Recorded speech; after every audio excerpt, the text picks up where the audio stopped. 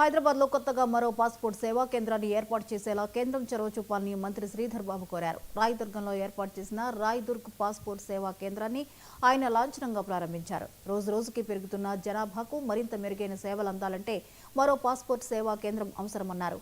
ఏటా దేశవ్యాప్తంగా పాస్పోర్ట్ కోసం 1 కోటి మందికి పైగా దరఖాస్తు చేసుకుంటున్నారని, ఇందులో తెలంగాణ వాటా సుమారు 11 లక్షల వరకు ఉంటుందన్నారు.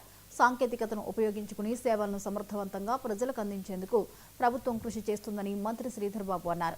ఈ కార్యక్రమంలో ఎంపీ కొండా విశ్వేశ్వరరెడ్డి, ఎమ్మెల్సీ మహేందర్ రెడ్డి, ఎమ్మెల్యే అరికిపూడి గాంధీ తదితరులు పాల్గొన్నారు.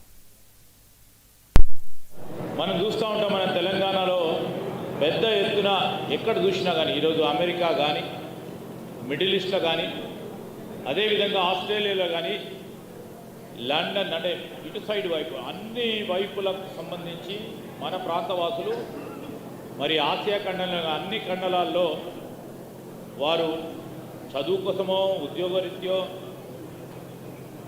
పోయి మన ఇంటి వరకే పరిమితం కాకుండా, మన రాష్ట్రం వరకే పరిమితం కాకుండా వారి జ్ఞానం, వారి పరిజ్ఞానాన్ని మరి ప్రపంచ దేశాల్లో కూడా వినియోగింపే కార్యక్రమం చేస్తూ ఉన్న సందర్భం వారికి కావాల్సింది పాస్పోర్ట్. మేము చూసాం, మేము చిన్నప్పుడు ఏదో పాస్పోర్ట్ పెట్టుకుంటే 2 నెలలు అవుతూ ఉంటుంది. పోలీస్ వెరిఫికేషన్తో పాటు వారు వచ్చినప్పుడు ఒకరోజు కాదు 2-3 రోజులు వారు ఎప్పుడు వస్తారా అని చూడడానికి 2-3 రోజులు వెయిట్ చేస్తూ ఉంటారు.